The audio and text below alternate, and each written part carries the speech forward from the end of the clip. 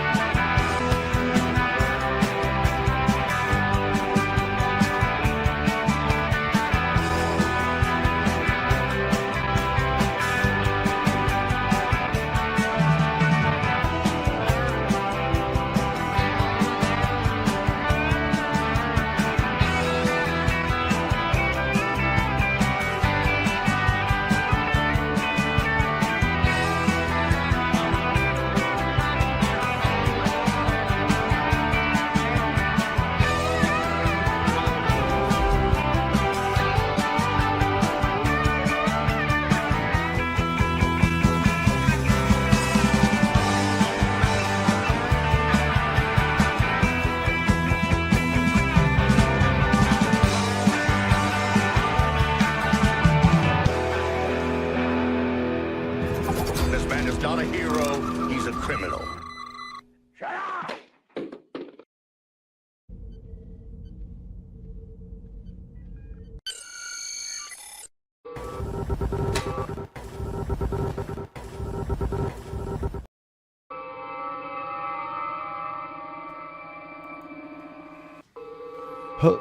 Hello, sirs and madams. Oh no, the transporter's cycling twice. What could that mean?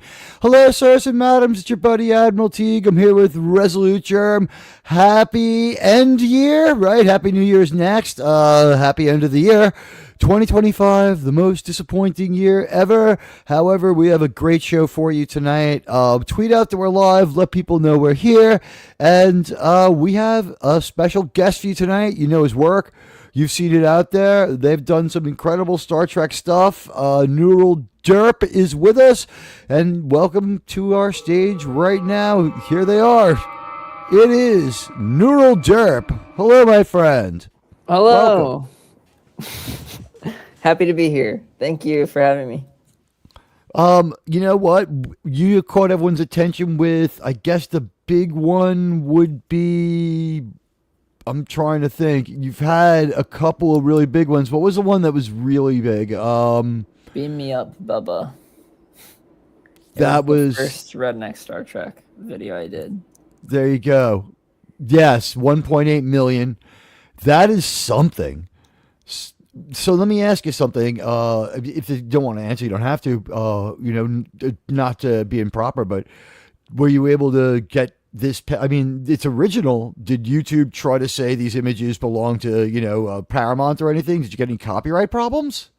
No, I haven't had any problems with copyright or anything. The only thing that has been funny is the comments by William Shatner or some of the other actors or actresses. But most actors and actresses are positive about about the videos. I didn't catch what Shatner said. Was he cryptic or he outright didn't like it? He was cryptic in not saying exactly who, because there's multiple people who have made videos now of Star Trek parodies. I don't AI think anyone's parodies. gotten a bigger one than yours. I mean, the only one that came close is, is this yours too? Vietnam Star Trek? Because that one was pretty big. That one was also me, but there's a couple of people who have done. Yeah. I'm looking at it now. Those also. But they weren't. That one wasn't as big. There was some disco ones that were pretty big that one of my friends did, but you gave it up to the fans. You did a Redneck Babylon 5 as well. Yeah. Well, JMS, he put that up on his X. Did he? He was like, I can't even. That's what he said.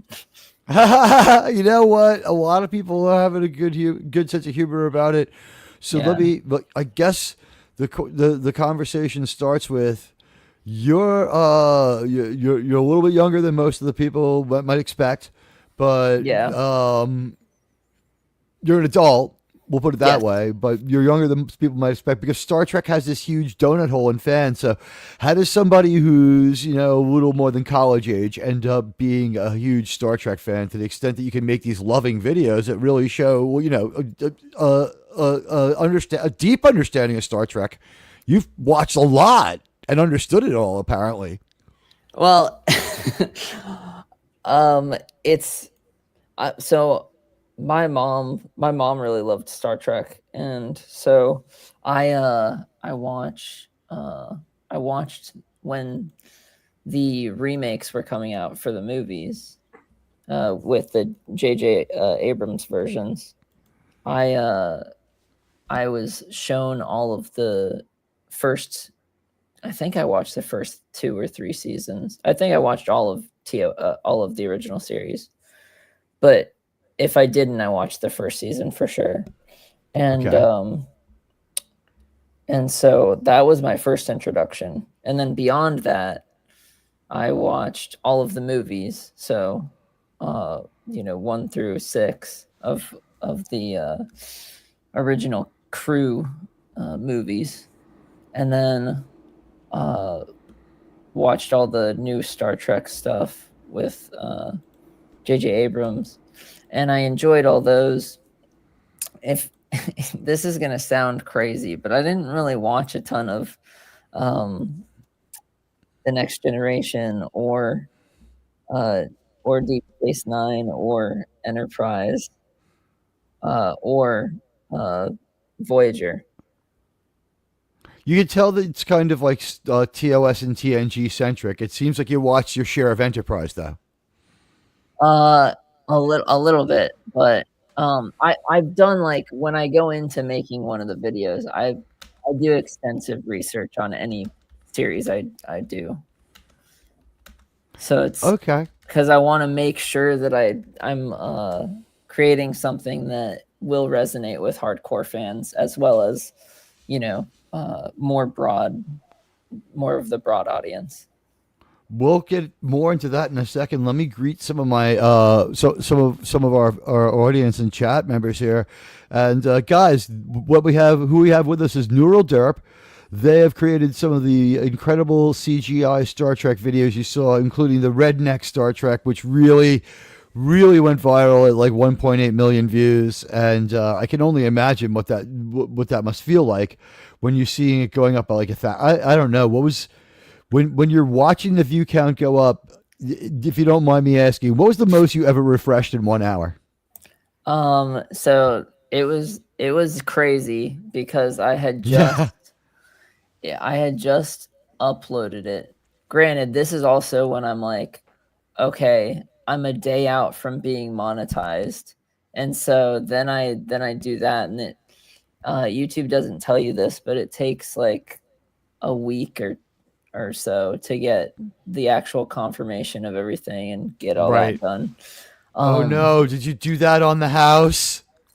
I mean, for the first like 300 to 400,000 on that, I didn't get Okay, so you anything. got But substantial revenue on it then. I I mean, got, well, I at least got, substantial yeah, AdSense. I got most. I got monetized pretty early on, but during that initial Yeah. Oh push, it hell, was YouTube, the great crazy. algorithm. Oh, we're here to praise it. Yeah, right. All hail the algorithm. Um, but it was crazy because peak was 16 16,000 um the uh for the redneck, the first Beam Me Up Bubba. In an And hour. then yeah, Whoa. and then during that, at the same exact time, um the next redneck iteration I had just released, and that was at like 6 or something like that. Or it might have been both of them at 16,000, and then one was 11,000 and one was like 5 or 6, and that So was we crazy. We got a few of our pals stumble through the door. Let's say hello. Resolute Germ, see what may. Hello to the dead man. Good to see you. Hello, Miskatonic Madman.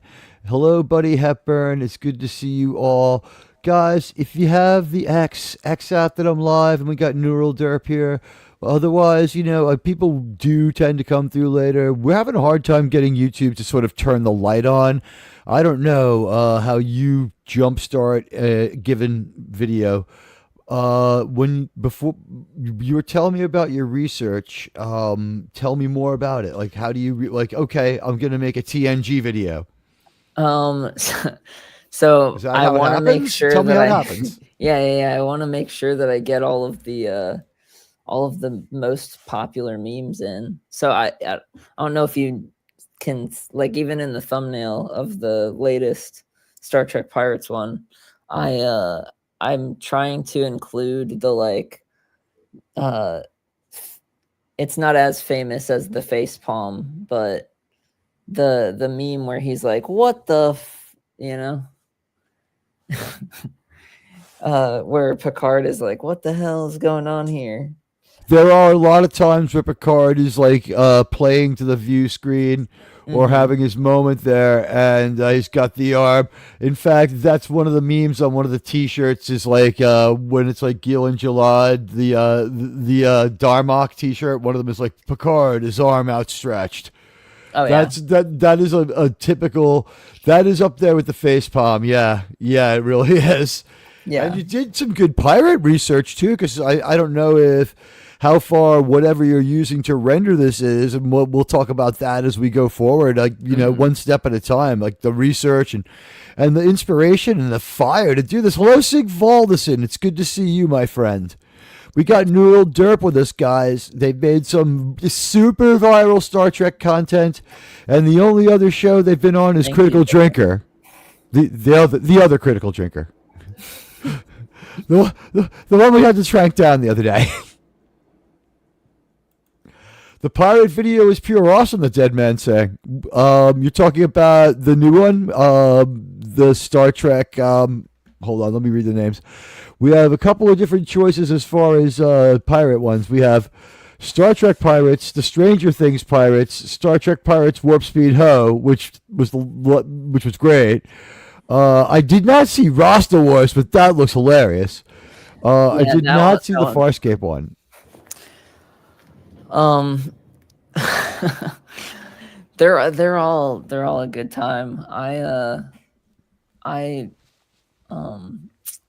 My love is Star Wars, so I really wish that the redneck Star Wars went off as as strong as the Star Trek stuff, but you know what it is. I don't think Disney's going to let that take off. I mean, you're going to outperform them, and they'll be embarrassed. I think that. I don't know, but I think that, quite honestly, right now, Star Trek is a little bit of a mess, and the powers that be over there right now, Germ and I have been covering Paramount and Star Trek for a little while. Germ, what do you think? First of all, I didn't give you a chance to greet our guest, but what have your impression of all this stuff so far? It's good to meet you, Neural Derp. I must say I'm most impressed with the Farscape ones. You don't see a lot of sci-fi people actually remembering Farscape. It's one of my favorites, so I'm glad it got included. I appreciate that. And I'm glad that it's actually done pretty well, considering that a lot of people it hasn't. Or I mean, it's an older show. It hasn't gotten as much spotlight as Star Trek or even Stargate, SG-1 with all that and the whole thing that happened. Same with Firefly, honestly. There's both just of those not shows, a ton of episodes, right? But yeah, with Firefly, it's just not a ton of episodes. But they both had like some scheduling issues in the in their right. Firefly was shown out of order. Mm-hmm. Yeah, one of the channels that's been like a godsend for me when I'm doing my research for a lot of this stuff is the Rowan C. Coleman, I think is his name. I know what you're talking about. Yeah, he is good. He He's does very thorough. insane retrospects on all of these series, and it's been really helpful. Yeah, yeah. Hats off to Rowan C. Coleman. You know what? I'm looking at all these great videos, and your Star Wars video is conspicuously low for what you're doing here, especially after your stuff really caught fire. The only other thing is the Stranger Things, but I think Stranger Things is tanking so hard that you can't take this as an indictment. You know what I mean? I was hoping that it would do better, but I thought that there would be a better crossover between the one of the things that I'm having trouble with right now is trying to kind of branch into having a more centered demographic. Like right now, most of my demographic is like 50 and up. Like 60% of my demographic is 60. Don't worry about that right now. But that's also mine. I mean, it's good because the Star Trek stuff performs really well whenever I release it. But that's kind of why. Hey, Lombardi 69, we got Neural Derp here, guys. Whoop, whoop. The I had 2 other Rasta Wars videos that I did of the original trilogy that actually did do relatively well. The one which is the Yoda thumbnail, which is gonna be like always do well, but that one has like 600 or so thousand. Okay, yeah, you did have one do really well, and then one do about what you do. Neural Derp can't leave the house without getting 40,000 views, and the work is incredible. I'm hovering over one of the thumbnails. You can see some of the quality here. Some of them will jump to life. YouTube decides which ones it wants to have start moving when we hover over them. It's so weird, YouTube and its strange malfunctions. But you've been at this for a while. You have a bunch of videos. So once you decide to make a video, you've got everything together in your mind, and you start to you've got your script finished. First of all, I would ask you, what's your script writing time to write to write the song, and how do you write the song? A lot of times I'll go in and I'll generate just a bass song on Suno, or like have a bunch of them generate, and then I try and get like a good hook or a good chorus line that works really well, and then I'll take that and then branch that into another, like have good verses that include all the memes that I want to include, or references, or gags that are good for like the hardcore fans. And I try to include, the deep cuts is what a lot of people call them, or Easter eggs or whatever. I try to include enough of those to where hardcore fans it'll be like engagement bait.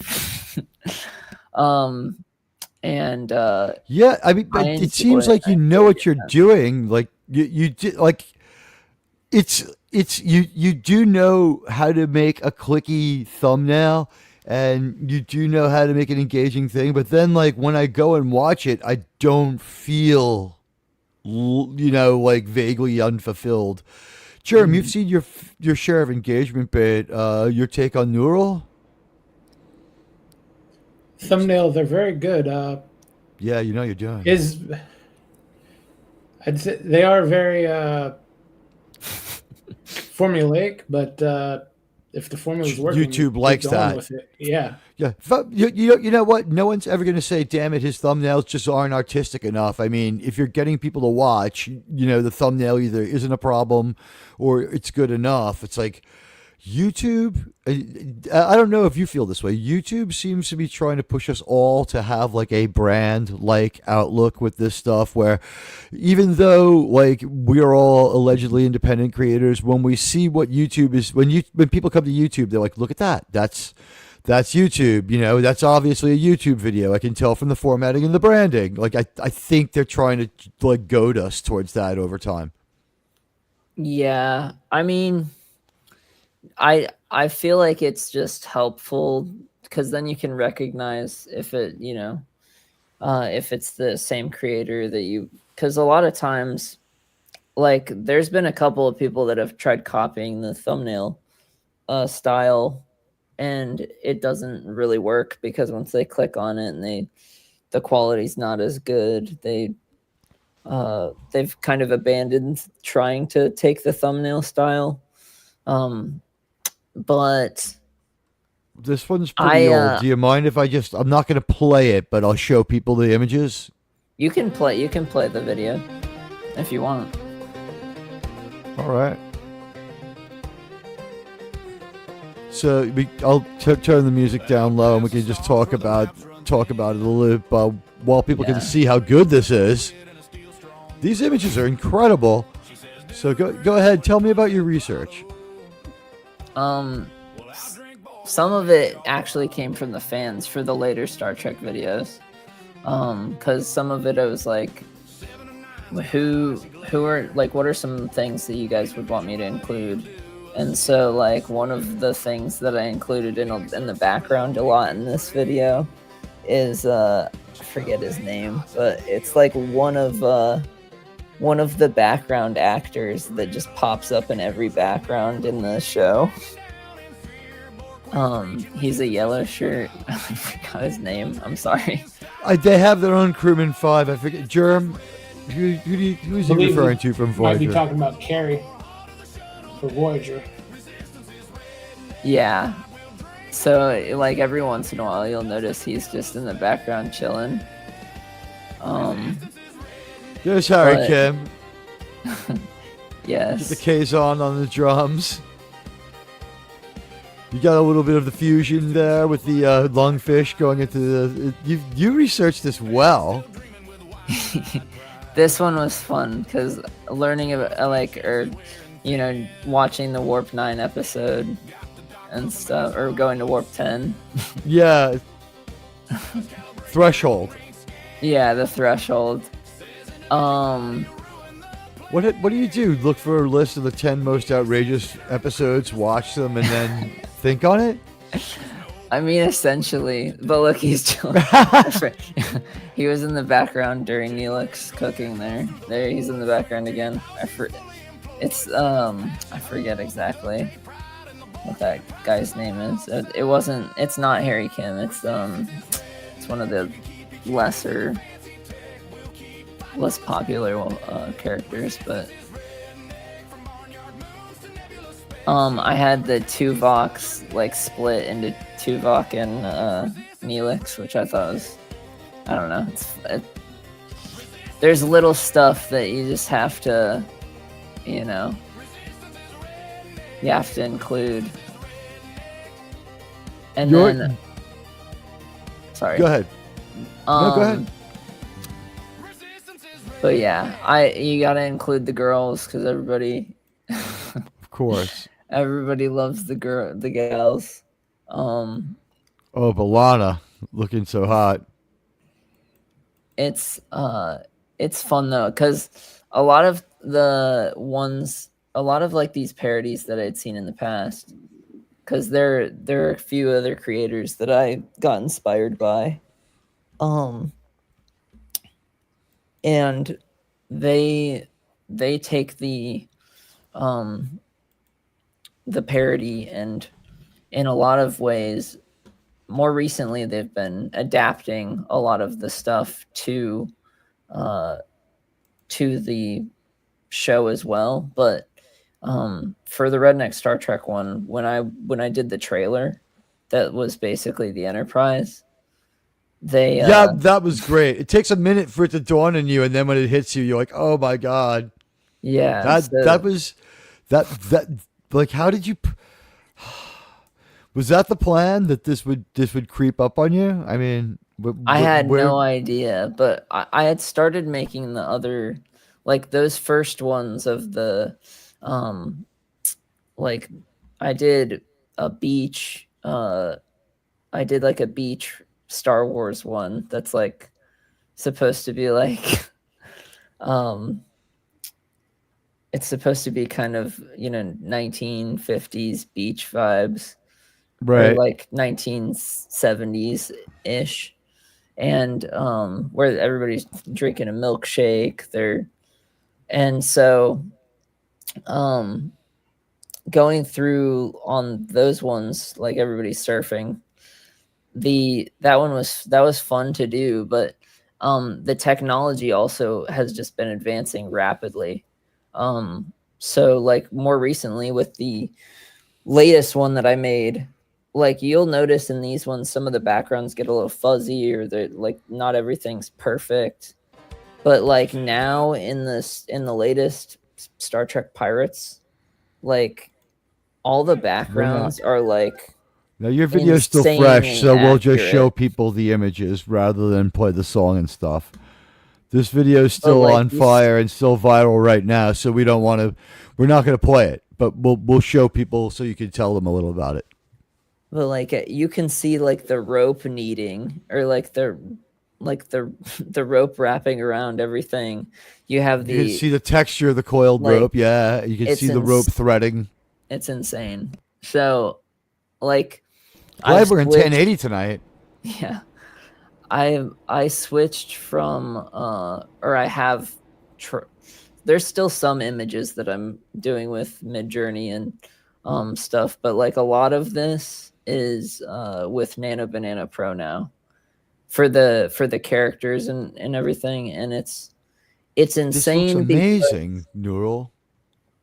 I used to, or I used to have to include a reference image of the actor or actress, and now I can just say the character name and like what time, like if they've gone over certain timelines, like if they've like aged throughout the show, you say like a 25-year-old this character with this and that and the other thing, and it's crazy how like good some of the stuff, and then it'll also include some of like like on Picard's hat in some of the images, it includes the badge and stuff, and Yeah, I noticed that. it's crazy.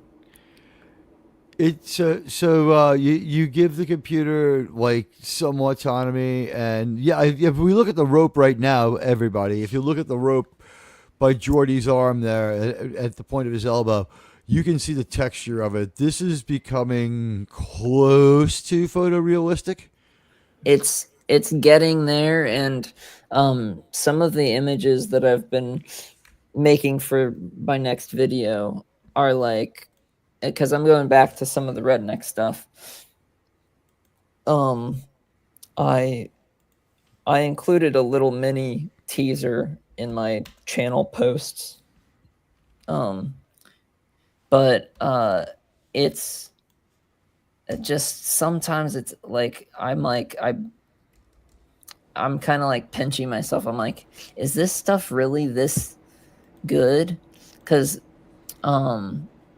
when I first started, I was in the Harry Potter surf video and the Star Wars surf video.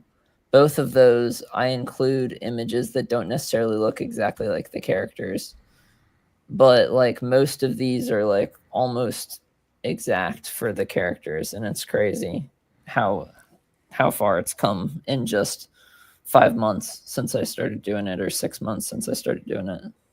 Quick question: that logo on the wall there, Starfleet Jolly Roger, your idea or the computer's? So that one was my my idea. I made love sure it. to include the reference so that it would use it I on that image. I love that. So this is about a lot of this comes down to writing the correct prompt.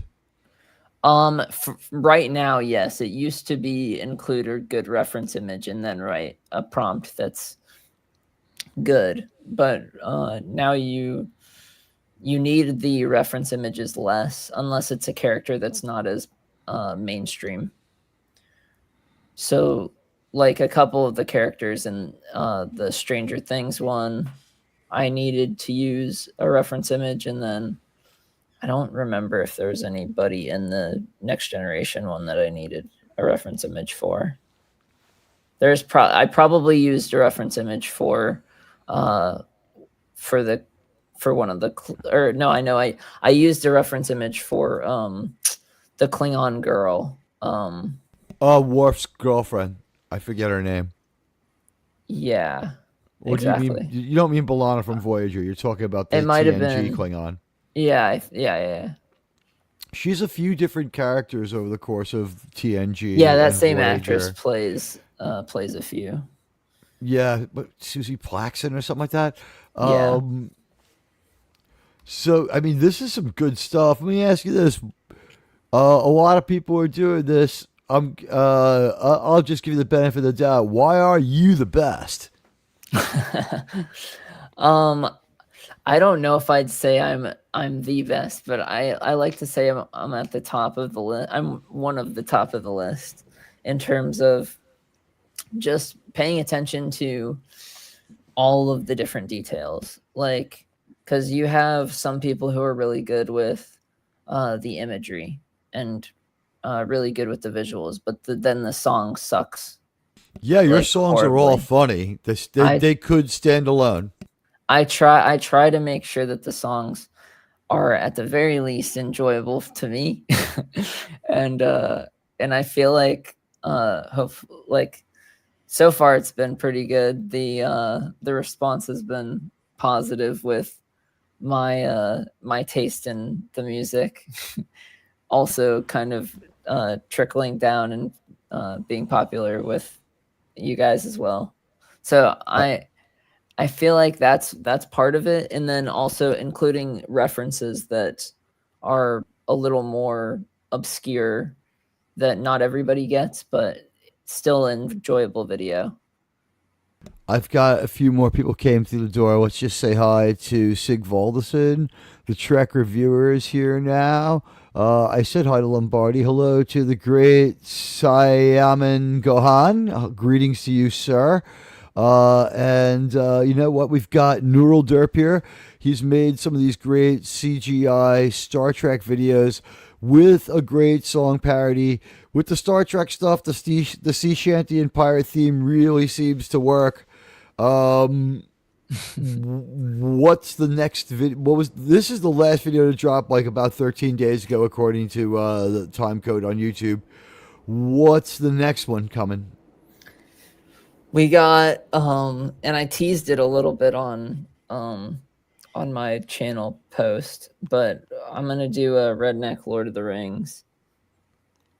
That would be probably pretty cool. So I'm guessing, like you, Southern lad, as we discussed, you've done some firsthand research and see the redneck lifestyle. Is this something you see around you on a daily basis?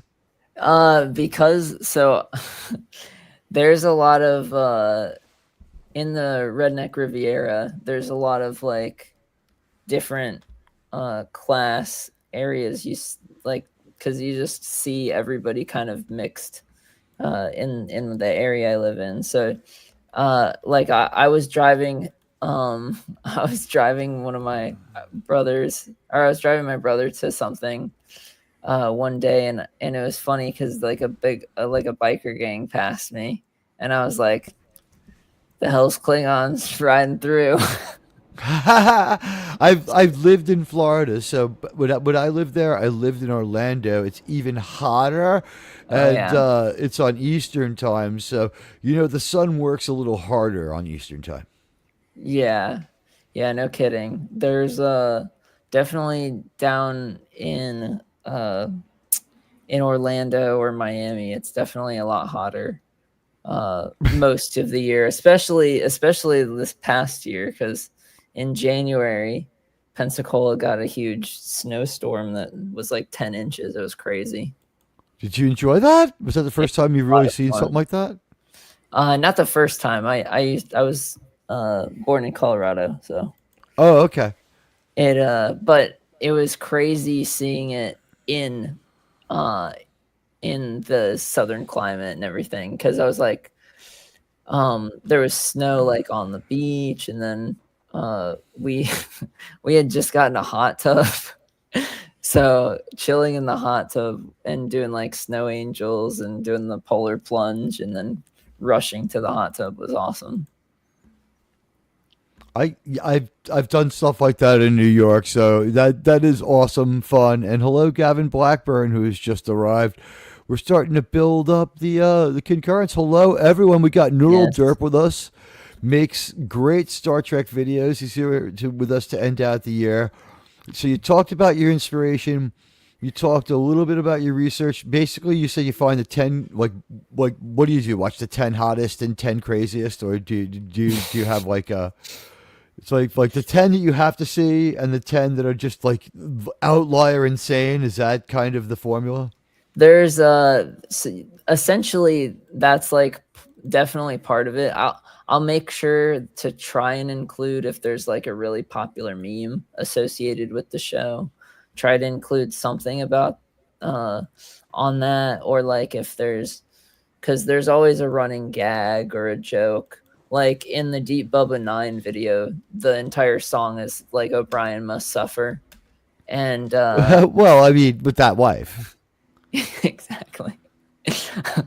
And so I kind of I take like I try to take the memes and formulate a good song with it, but then also include all the other characters and have a great track that is fun to listen to, but also create great visuals that also have little tie-ins that people will be like, oh, I remember. And then there's with a lot of these, I've asked the people that are watching the videos, like, hey, who are some like side characters that you'd love to see in this? And then they'll be like, you got to do this with that, and I'll be like, okay, and then I'll research that part of it and include it, or if it's too much, I'll be like, nah, I can't, sorry. All right. Can I throw a crazy question at you? Yeah, go for it. Are you aware of the show Landman? I am aware of the show Landman. I need to watch it though, because I love all things Taylor Sheridan. So You know what? We cover a lot of Taylor Sheridan here, so if that's your thing, like talk to us more. Like maybe we'll collaborate on that one. My question would be like this: would you want to do Land? Would you ever consider? And I guess you have to see the show to answer. But could you imagine Landman Star Trek, where you take them and just put them in space? that would be cool.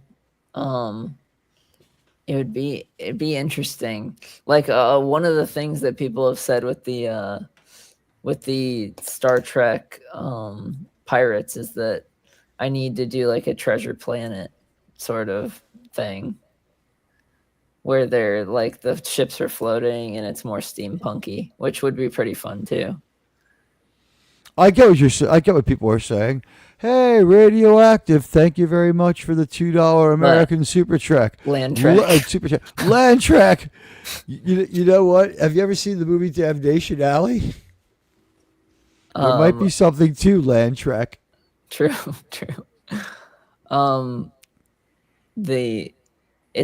It's a lot of fun coming up with like certain stuff, and I'm like open to try a lot of new stuff. Going into it, I was trying to complete all the Star Trek stuff, because that was just what had blown up on my channel. But I'm like open to trying like anything, because I can't like limit myself just because I feel like it's not going to do well or stuff like that. I like that attitude, and how do you not win with that, guys? Pin to the top of the chat, over there at the top of the chat over there. You will see Neural Derp's channels pinned. Now he doesn't need our help anymore, but you will enjoy his stuff. So go ahead and sub his channel and enjoy his work. Okay, so the research is done. Now you got the song. Now you're ready. You start to prompt your AI for image making programming. You have this going. What happens? You initiate a prompt, and then like, what's the next thing that happens? So when it was only Mid Journey, I would go in. I would say I'm collecting faces. So I would go and I would collect. I would go and I would screenshot all of the faces in the best quality I could find them. So I would either I would go through the show or I would go through Google Images and find the best images of the characters in there. But then now I can literally I've with Nano Banana Pro, it's crazy how good it is. And I don't know how long this is going to last because I feel like people are going to sue them.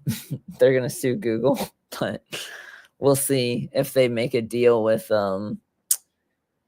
they could just do a deal like they did with Star Wars and Sora, and then they own the characters and everything. So Well, you would own. See, here's how that weirdness works. It all revolves around the lawsuit for the, believe it or not, Cheers. Remember that show? yeah. There was a display of Norm and there was a display of Cliff and Norm at the corner of the bar, and it looked like the actors. They sued. There was a whole thing about likenesses. Then they changed them to be like puppet-like and not resemble them at all, and people hated that. And then they circled back and made it more like they made it more like them with. And then they worked together, worked out the lawsuit. They licensed out like what people would get. So there's like established precedent on like what you would get for your likeness for them to apply. This is different, but there's an arm of connection. A dead man with a $4.99 US super chat says, Derp, if you have seen TOS season 1 and the TOS movies, then that's enough street cred for me. Glad to see younger people enjoying Star Trek. Yes, sir.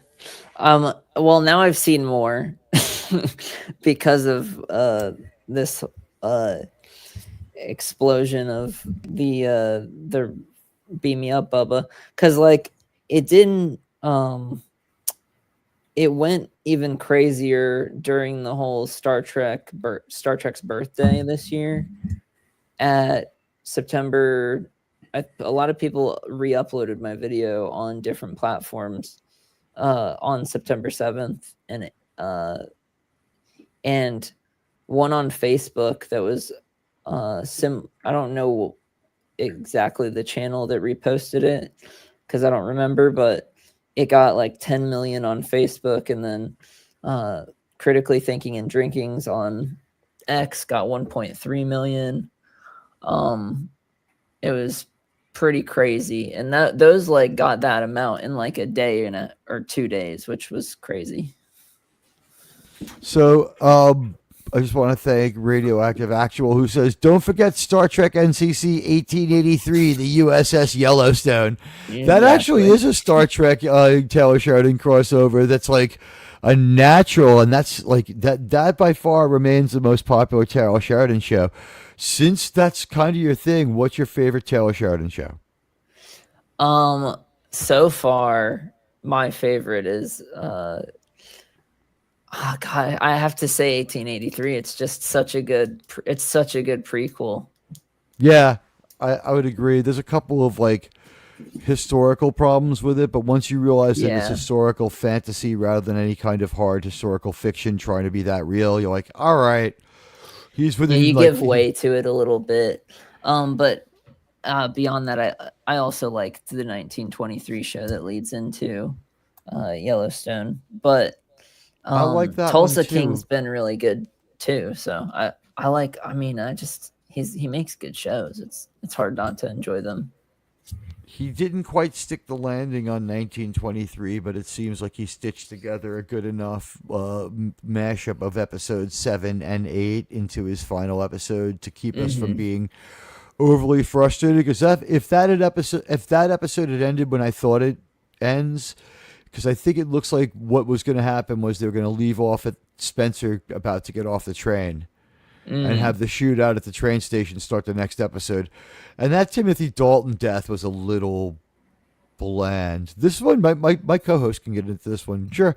Jerb, you can feel free to ask Neural Derp about the 1923 stuff too. Not so much the 23. I just wonder how he likes the Tulsa King. I've enjoyed. I haven't. I don't think I've finished this season yet, but I've enjoyed. I've enjoyed Tulsa King thus far. I liked. I don't. It's tough because, it's funny with the the whole turf wars stuff that's going on. I enjoy it though. I don't know. I like shows like this. I loved Ozark. I loved you gotta I feel like everybody loves Breaking Bad. And I also loved Better Call Saul. So those are just I love tense. I love the tense, oh shit, what's gonna happen next type of shows. They're fun. Yeah, if you haven't finished it, the hotel, the scene at the hotel is pretty much the climax. The other two episodes, not as good, but still worth it. So they're like resolution instead of a little bit, but yeah. they're still worth watching. Samuel L. Jackson showing up makes them well worth it. Nice. I feel like the ending of the season before was just it's hard to beat that. Oh yeah, with the FBI showing up. Yeah, and everything being that's hard to beat that, because then you kind of have the resolution play out. You're okay, this is what's happening with them, and then you're what's the big bad now? Similar to how what happens a lot with happened a lot with The Walking Dead is you'd be okay, we're done with this guy. Who's gonna be next? Yeah, I believe it is a good way because they hadn't announced the third season at that point, if I remember. So you're expecting the show to wrap up, and then FBI, and hey, we're getting season 3. Yeah. And I guess we won't have to wait too long for season 4. They filmed that concurrently with season 3. Oh, there we go. Well, that's probably why it wasn't as big of a, or that's probably why they had the 2 episodes after the fact of the climax, because they already knew that they were continuing into a season 4 that will probably have the biggest climax at the end. But we won't know until that happens. So. Yeah, they do a good job wrapping up the story for season 3. So interested where they'll take season 4. Heck yeah. I need to watch those episodes.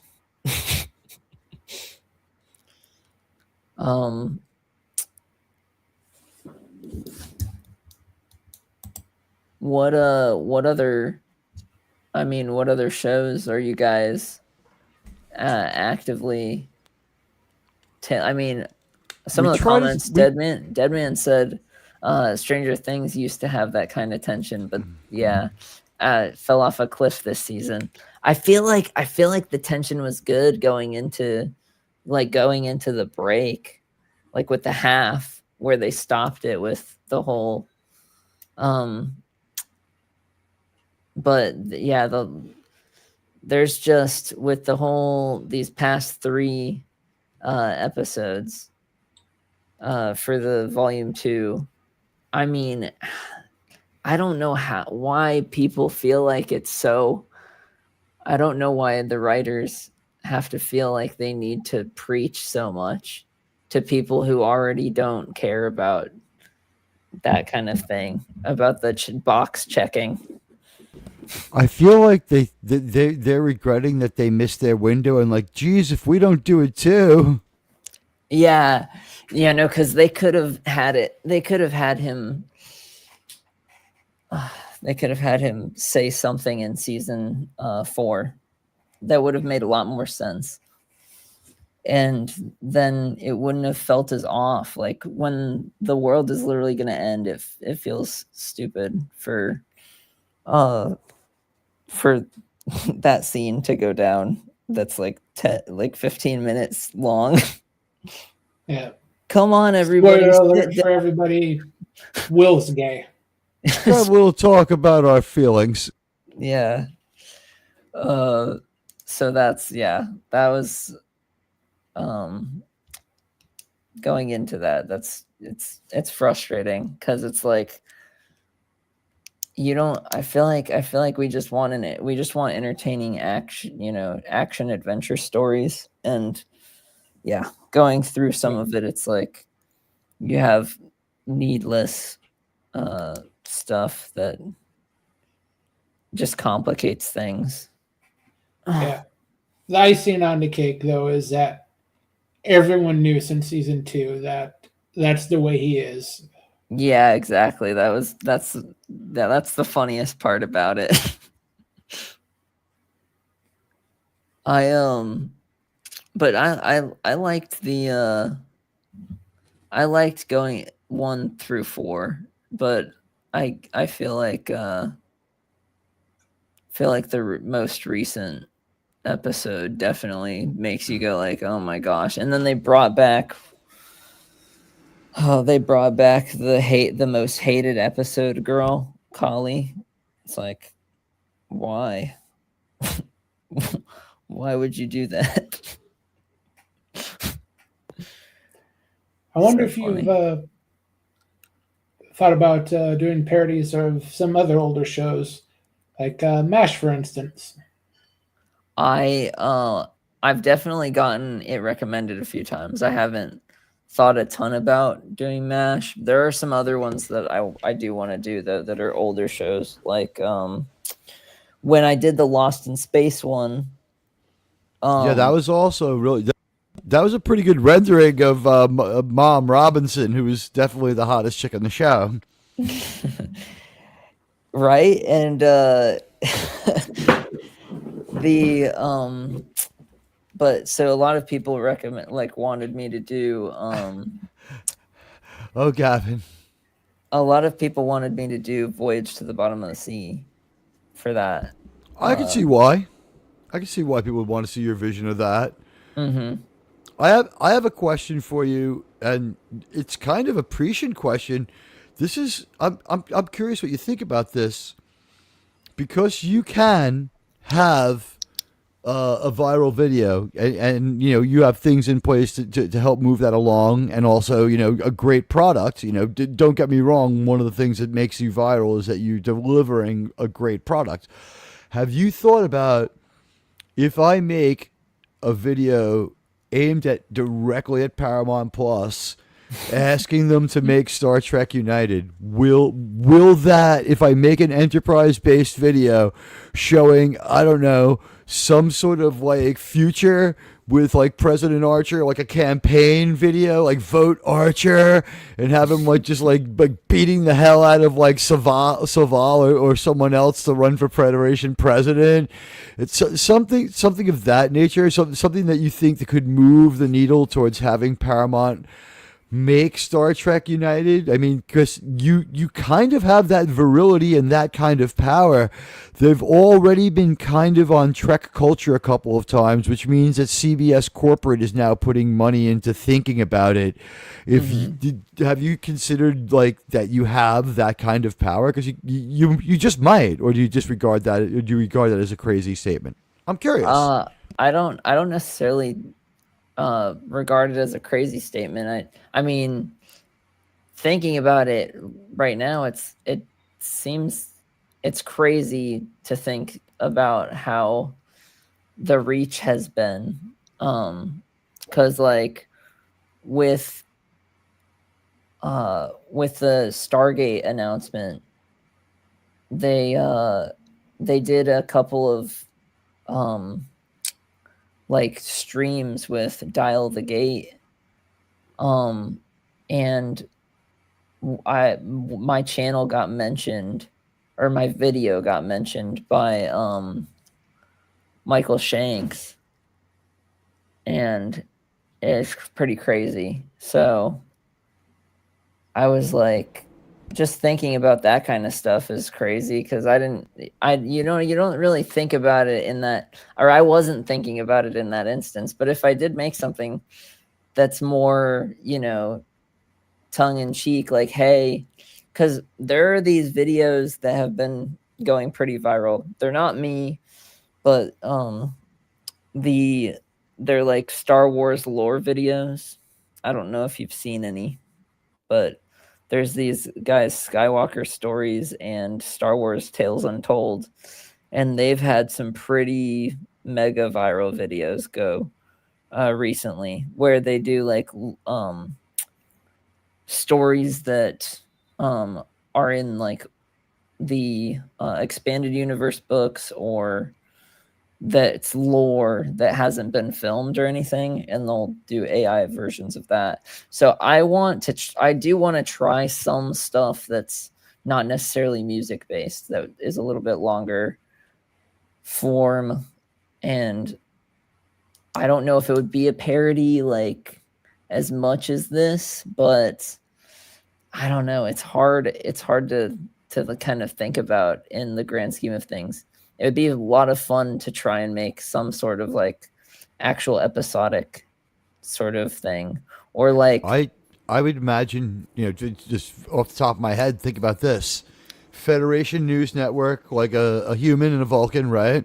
Mm-hmm. And the latest of the Federation election, and you could have like I don't know who would be running against him, but like President Archer with vice president or presidential candidate Archer, along with his vice presidential running mate Shran, showed up today with Hoshi, and they had this to say. I think that there's a whole thing there. I'm like, forget about the Archer for President song. That writes itself, I would think, but we'd have to sound a little like Faith of the Heart. But you know what I mean? Like that kind of writes itself, but I would think like a news network, a news style coverage, basic cable style coverage of Archer running away with the election to be the first president of the United Federation of Planets.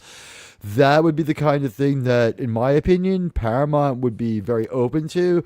They're looking, especially now. Listen, I might be wrong. And you have done fantastic. So grain of salt territory with me. Like I'm an unknown factor, but here's the thing. I think that were you to make something that pushed Star Trek United and have it drop during Star Trek Academy, I have a funny feeling that Paramount would give oxygen to it for you to get more people to watch it for this simple reason alone. Whenever new Trek has come out lately, and this happened during Strange New Worlds, they have now shown a tendency of trying to drown out and change the conversation so that the new Trek just squeaks by under the radar. They really, really just want it to end and go away. And what we saw last time was Sussman went out there. Sussman is the producer of Star Trek Enterprise, the 70 of the 96 episodes, right? He drops the... Go ahead, Jeremy. Not to interrupt you, but Ruby Hoof has made some donations. Oh my gosh. Let me just thank Ruby Hoof. Ruby Hoof, thank you so much. Gifted an Admiral Teague membership. Thank you so much. And let's see who got in the door with that one. That would be Crazy Horse. Crazy Horse, welcome, sir. Sir, what a great name. I love that. Crazy Horse, welcome to the channel and congratulations. And Ruby Hoof has been a member for 10 months. Happy New Year to you too. And thank you for asking people to hit the like button. We've got Neural Derp with us. They've made these great Star Trek CGI videos. Look at this Riker. Yeah, when you say about like possible future litigation, it's not on you. You're an end user. You bought a license, so you're safe. But you know what? Like this looks just like Jonathan Frakes, man. Like I have no doubt who I'm looking at here. Thank you, Yeah. Ruby Hoove, so much. I appreciate you, If and thank you for bringing a member into the channels. I think Community. that, so the other thing that was really nice in this video was that I was able to get the Riker maneuver down pretty solidly in this. The Riker maneuver would be hitting on 2 chicks at once. That's true. He didn't hit it on 2 chicks at once in this video. He only hit on 1, but he ends up stealing the pearls from her. I mean, she doesn't technically have them in the video, but it's in the lyrics. So You've got fans among my audience. Sean Carter, my friend and co-host who does the Star Trek panel with me, says, "Hail, Admiral Teag, and welcome to Neural Derp. Congratulations on your channel success with a $10 American super thank chat." you, Sean. Sean, thank you too from me as well. Neural Derp has been just like an amazing guest, and this time he actually knows whose show he's on. So, do you want to tell the story you told me about the first media appearance you did, or do you want to? We can move on from that. It's up to you. I knew at the time that I was doing that it was. I knew at that moment it was when he first tweeted out my video. I saw it, after, and I thought initially, because it was the critical dry, or DRI Critical dry one, right? And critical drinker is critical DR critical dry 2, yeah. This is critically thinking and drinking, guys. Like, he's a nice guy. Like I imagine you had a fun time with him. He was 3 sheets to the wind or angry last time we saw him, but that's water under the bridge. He's totally okay. Yeah, no, he's great. But initially when did you realize it was the different critical drinker? When he starts talking to you, or I did a quote tweet and I realized, I was like, wait a minute, he's not posting any of his videos. And then I was like, oh wait, it's not that critical drinker. And so then I, like, especially with the followers are still good. It's still a great amount of followers, but when you go through, you're like 2.4 million. He should probably have more, like 500 or 600,000 on X. And so once I realized that it was that was the critical drinker, the critical dry 2. Right, like, critical drinker actual or whatever, the actual critical drinker YouTuber. Because I think critical thinking and drinking has the hashtag before critical drinker. He claims it. Critical DR1. He's got like 60,000, and critical drinker I think has like 300,000. Yeah, it's pretty high. Something along the lines of what I would have expected from a YouTube channel with 200 or with 2.4 million, or so I forget exactly how much he has. So you still did the media availability, and he's fun. So you had a good time, I'm hoping. Yeah, no, I had a great time talking to him. He's a great dude. And he's the guy who got you here. So I guess the question again would be, if you made it, I'm not saying make it, but were you to make an Enterprise themed Star Trek United video similar to one of your other videos, or one like I described, like agitating for the show, do you think you could move the needle if it went to like 2 million? And would you like to be part of, like, maybe bringing back the original continuity? I mean, it all depends, right? Because you get a little bit of leeway with parody and stuff, and I don't know what kind of legal issues I would be running myself into if I did anything close to. But I mean, I feel like it's worth it to just kind of agitate, because What do you mean, like, as far as legal, like, were you to say use Faith of the Heart as the song or something? no, not exactly. I would want it like using like actually doing recreations of of the show technically. I You think know, if like you where they're wearing the recreate it, exact you're okay. outfits and stuff like that. You know what? If it's transformational and you've taken it to another form, I would imagine. Now, don't take my word for it. Read those TOSs. I mean, and obviously you have been. And isn't that a joy when you get to read the YouTube TOS? So much fun. Yeah, it's so much fun. It's the only way to keep your channel from going away. But at the same time, you know what? If I can have them as they are in the show intercut into a video essay of fair use of 4.9 seconds, you could take them and transform them a little and have them in their uniforms doing things that they didn't do beforehand. You know what I mean? As long as it's different enough. Although, here's the thing. If they come after you for brand destruction to cover your liability, recognizable but not exactly the same might be the way to go. Yeah, like, well, one of the things that has made me kind of think that it would be fun to try something more, like some people have commented, I've seen enough make the original series season 4 or something like that. And the only person that would like have enough weight to like, well, and I don't even know if he would at this point. And like the reactions from William Shatner are so funny to me, because one of the things that he's so mad at AI and stuff like that, and it's confusing to me because a lot of the people like are positively sending him my videos and being like, oh my gosh, they're these are so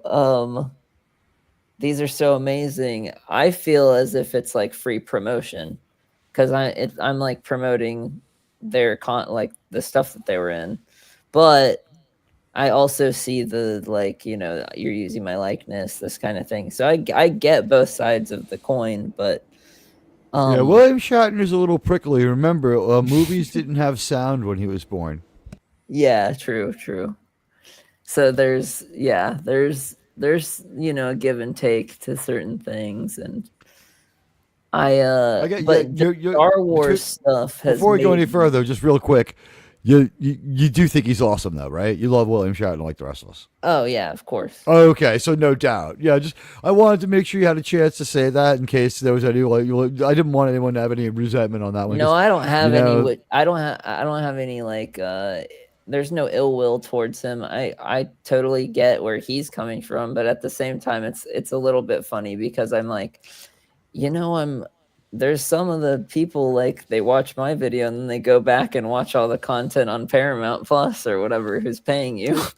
If you added him and said, I love you and think you're great, and I do this as a tribute, I'm sorry they feel that way. Like, he might be like, I understand, or he might be like, go screw yourself. Like, you never know with William Shatner. He might just engage with you. Yeah, just for the chance to talk to him. If he was like has your name on his mind, like he already blocked me on X, so I don't know I don't know if he's up for that. But I mean, I wouldn't. He just happens to be backstage right now, ladies and gentlemen. Please welcome to our show. You know him as Captain Kirk or Admiral Kirk. Here he comes on the first time. I wish. That would be awesome. That would be hilarious. I don't like what you do for me. What's that, Chair? We don't have the kind of money to give to horses to get William Shatner here. You know what? He'll do anything as long as you give enough money to his horses. I don't think he cares anymore. Sometimes I think that he's at the point that here and there he will do some stuff for free.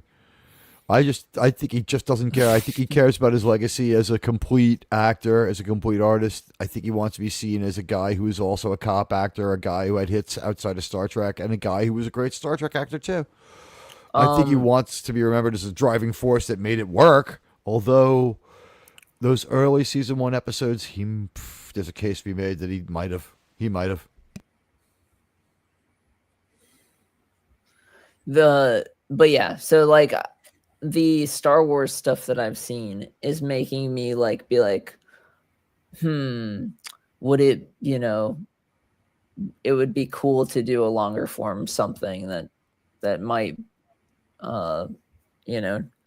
be kind of in that gray area. But I don't know. I'm enjoying making the parody music videos. I'd love to make some parody that's of all the characters in the parody world. That's like them actually doing stuff in like a good scenario of something like that isn't music. That'd be fun. But I'm not sure exactly when I'd try that, or I don't have anything in the pipeline right now of me doing anything like that, but I feel like that'd be something fun to try. It's a good I'd love to see it.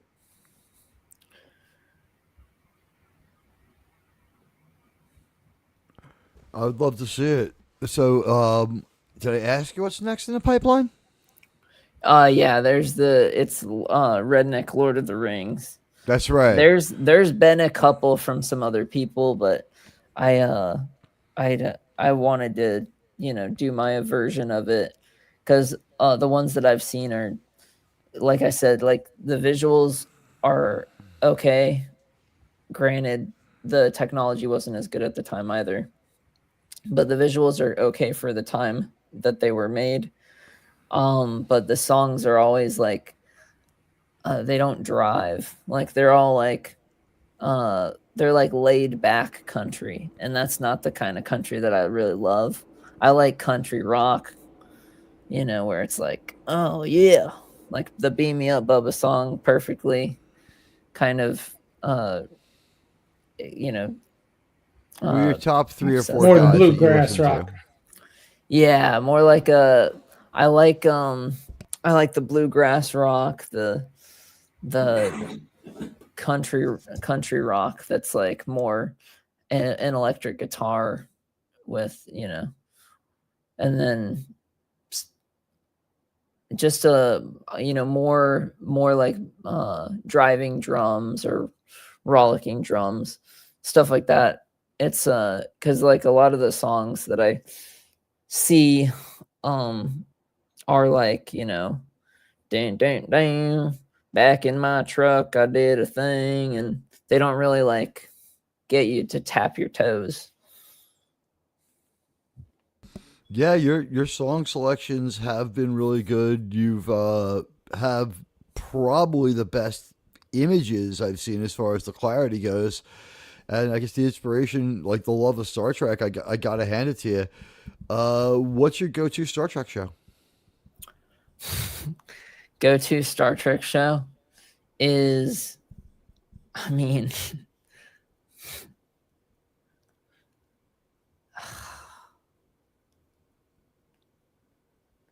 it has to be the original series. It started everything. It's hard not to go with the original series. I mean, it introduced so many of the classic, tropes and everything that we have now that have led into the newer stuff. Yeah, it is a pretty incredible show, and it was life changing for me seeing it as a kid. So I want to thank you. But oh my gosh, the Dead Man has flattered us with a $9.99 super chat. Let me get that up there on screen so I can read that. He says, Admiral, you're treading Alec Peters' legal ground if Derp tries to do something that isn't parody or promotes a potential show. If he sticks with parody, he's safe. If he doesn't, I think if he did Archer for president, he would probably okay. I'd probably be okay because it's not necessarily exactly copying anything, but I mean it's a little bit. You can advocate to get a show. People have done that for like especially in the tradition of Star Trek. I'm not saying go do this yet. I mean, we'll do your diligence first, but you know what my feeling is, and Germ and I have been following this for about a year and a half now, and we've gotten a feel for these owners. I think the Ellisons would want anything to change the conversation whenever there's new Trek out. They hate it.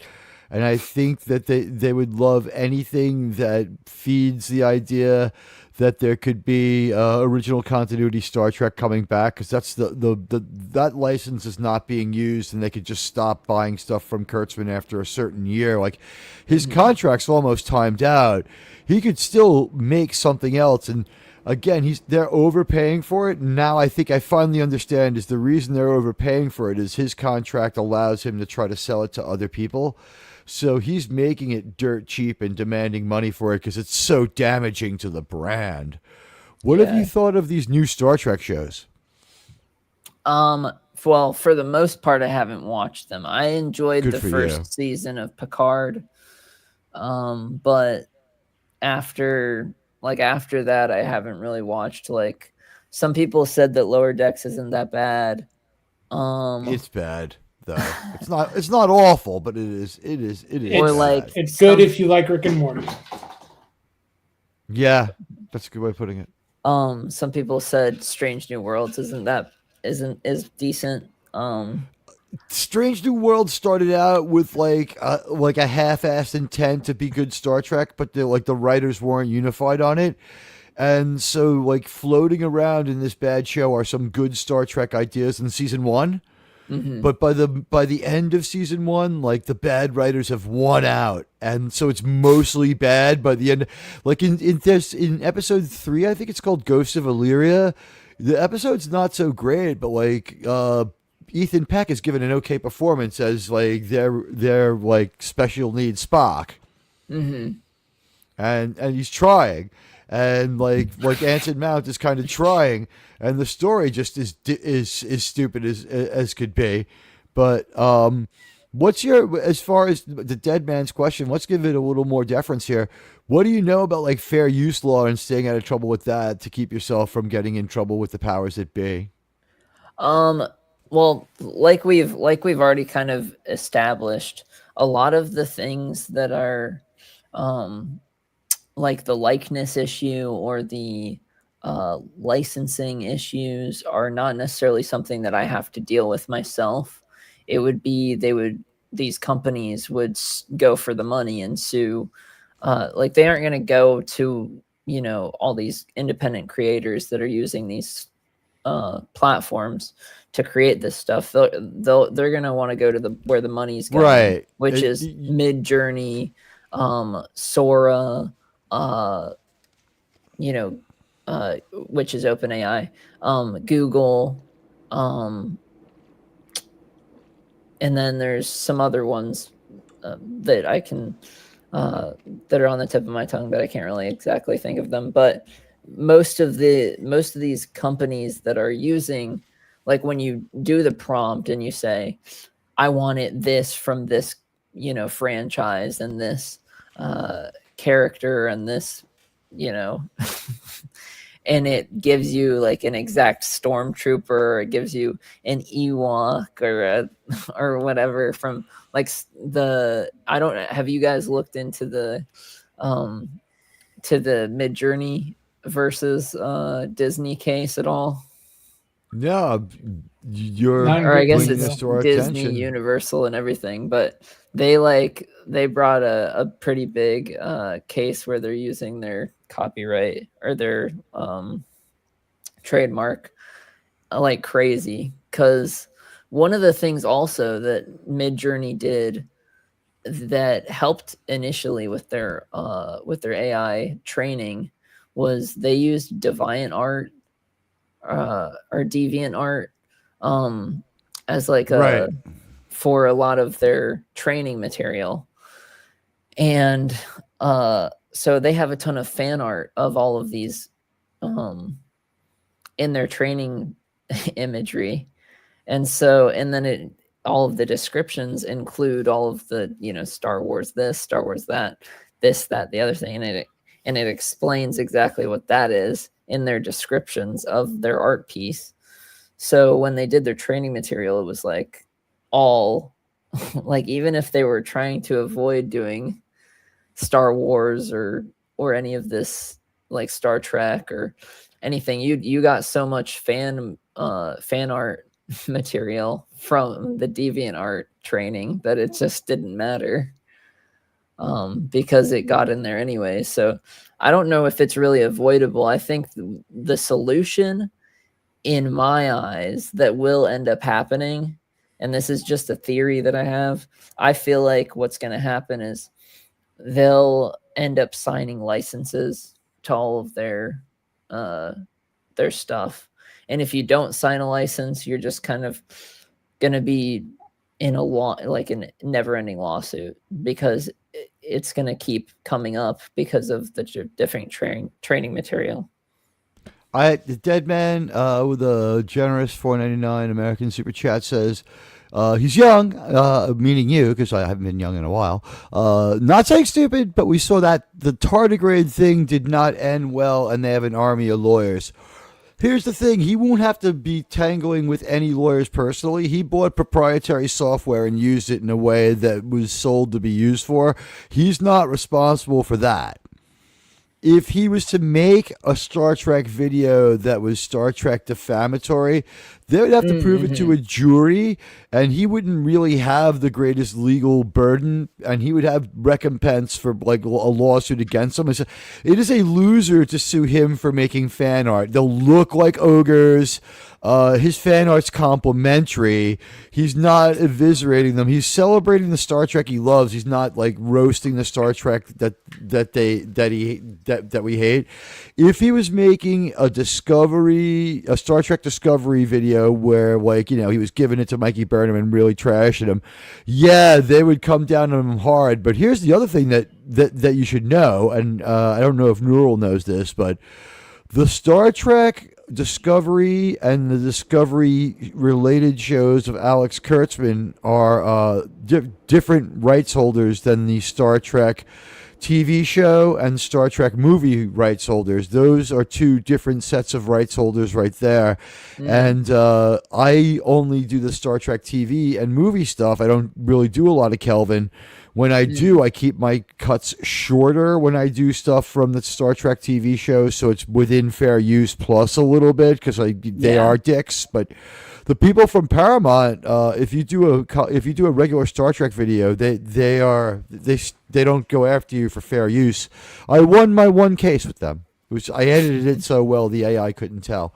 Thank you, Dead Man. But yeah, no, a legitimate concern. Yeah, I would say, since Kurtzman is on fire anyway, maybe just like ignore him. But although Star Trek NX-01 Enterprise people aged ahead versus people from the Kurtzman verse in a pirate battle, where the NX-01 people just absolutely devastate them, and with like a song called like United or something, like, or Unified together, or Fans United, something like that. It's like, about how we don't want the Kurtzman track.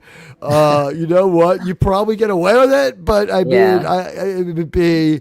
That to me would be possibly comically hilarious too. But I mean, you must get suggestions all the time, huh? Oh yeah. So I think that Miskatonic, Madman, he's saying it the way that I feel like it'll go down. The like, I'll get a cease and desist order at the very like most, and I would just take the video down, and I'd be like, okay, it's fine. It would be more about making YouTube mad and losing your outlet to express yourself than anything else. But you're right. Yeah, I mean, because the law has nothing to do with YouTube. If I got an email from like CBS and they were like, "Hey, what you're doing is detrimental to our," which is just not the case. But if they said something like that and they were like, "Hey, take all this stuff down," then fuck you. I'll go make a Star Wars video and they'll appreciate my fan love. Yeah, right. Exactly.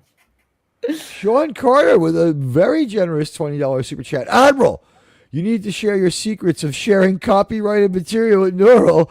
That's you know what? When you have to go live, you have so many fans. You would have so many concurrents. It would be amazing, and you You can play your version of this. Here we go. Admiral Teag, please stop using copyrighted material. We used to do watch parties on this channel, and our thing was there was like a decent amount of copyrighted material. But what happened was it's not illegal to have a watch party or share it via Cosme. Like they don't block your Cosme link, and there are links they'll block. Like they'll block OnlyFans, I believe. It's pretty sure bet.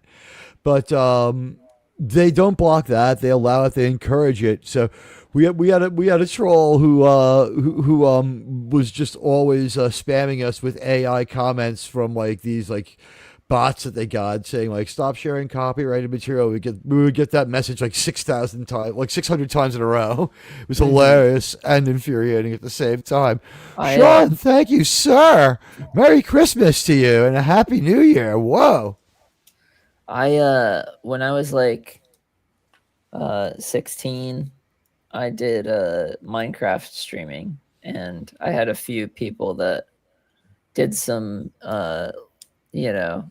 they like chat botted my, or they sent in a bunch of bots to chat messages that like made me stop playing because I was like, whoa, because I had to like moderate the chat. Yeah, I had to eliminate a lot of words and be a bit Orwellian here. Sure, Yeah. remember the wonderful days of the bot attacks? The bot attacks yeah. are fun. Especially those AI porn bots. Those are really. Oh boy, else. yeah.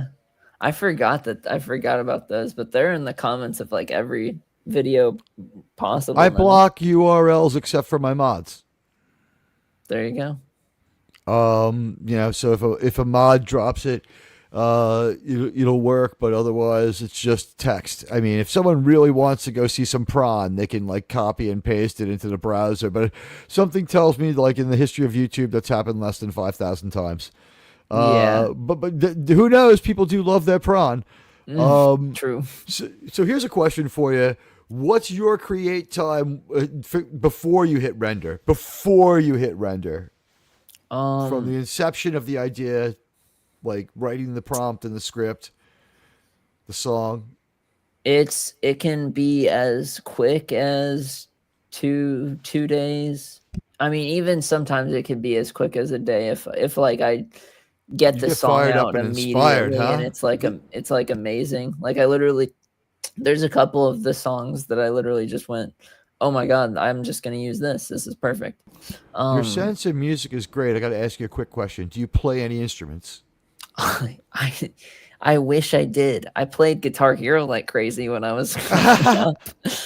I love classic rock. I like all different genres of music. So I love music. I watch a lot of YouTube like stuff about music, like Rumi and Rumi Official and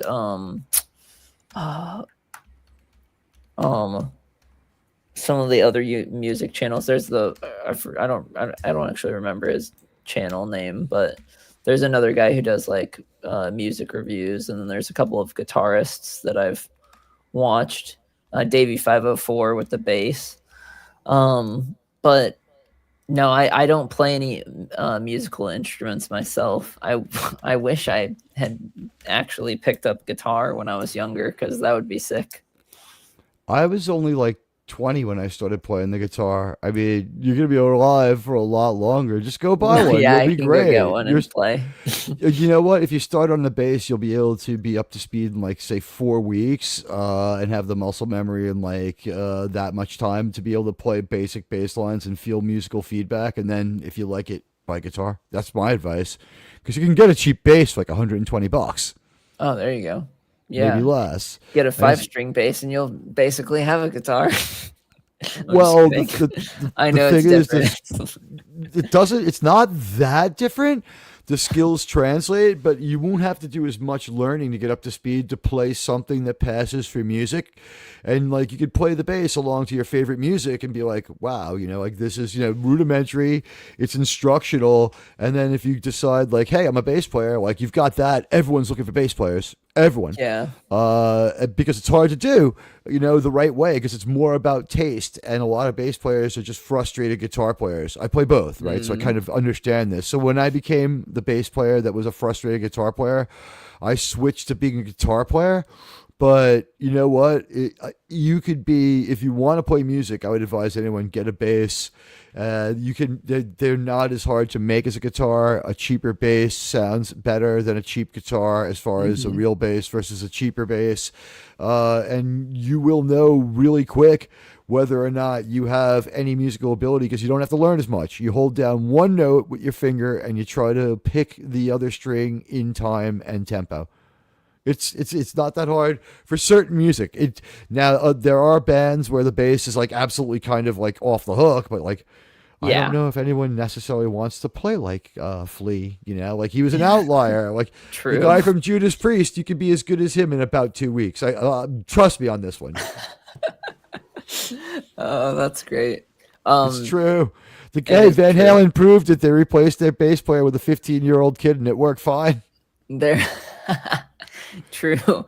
And Metallica, but Metallica's is a lot different, but because he gets into it. The guy Van Halen's 15-year-old kid, but when he was in the band, he was just like, Dad, please don't get drunk and fucking like storm off stage again, throw your guitar at somebody. Fucking madman.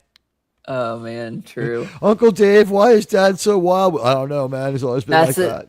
That's another channel that I watch that's musical, is Drumeo. They do those ones where they did the one which was with Chad Smith, that was where he doesn't know the song going into it. And he has to try to respond by playing it. Yeah, and he only did one take. It was the Kill by 30 Seconds to Mars. Oh God, Jared Leto's band. So After good. watching Tron Ares last night, I hope that he stays with music. His music is good. I don't know why. 30 Seconds to Mars isn't too bad. His music is good. I feel like he should have just kept with that. But I mean, it's not like he hasn't been paid well. In the acting he's stuff. The worst Joker though, and the worst Tron actor, which is saying a lot, because he's worse. He's a good actor allegedly, but he is so much worse in Tron than Yori was in Tron 1. Radioactive Drumeo. We've got some Drumeo fans here. Yeah, Scott's bass lessons. Nice. And then El Siberiano or whatever, that drummer that's just absolutely crazy. Hello, Read by Nature.